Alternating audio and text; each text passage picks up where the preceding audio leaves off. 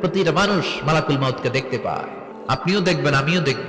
মুমিনদের কাছে এসে মালাকুল মাউত একজন যুবকের বেশে সাদা ধবধবে জুব্বা পরে সুগন্ধি মেখে মুমূর্ষু ব্যক্তির শিয়রে বসে বলে, ইয়া আইয়াতুহান নাফসুল মুতমাইন্নাহ, হে প্রশান্ত আত্মা, উখরুজি ইলা মাগফিরাতিল্লাহি ওয়া রিদওয়ানি, আল্লাহর ক্ষমা আর দয়ার দিকে বের হয়ে আসো। বলা মাত্রই মুমিনের আত্মাটা স্মুথলি বের হয়ে আসে। কাফান মিন আকফানিল জান্নাহ, হানুত মিন হানুতিল জান্নাহ, জান্নাত থেকে আনা সুগন্ধি কাফনের মধ্যে পেঁচিয়ে তিনি রূহটাকে নিয়ে ইল্লিনে চলে যায়।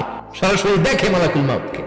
আর যারা ইসলাম বিরোধী, কোরআন বিরোধী, তাদের সামনে এসে মালাকুল মাউত ত্রাস সৃষ্টি করে। আগে কালো কুচকুচে চেহারা, ভয়ঙ্কর একটা রূপ নিয়ে, আকৃতি নিয়ে ধমক দিয়ে বলে, ও পাপাত্তা, ইয়া আইয়াতুহান নাফসুল খাবিসা উখরুজি ইলা গাদাবিল্লাহ, হে পাপাত্তা, আল্লাহর রাগ, ক্রোধ আর গজবের দিকে বের হয়ে আয়।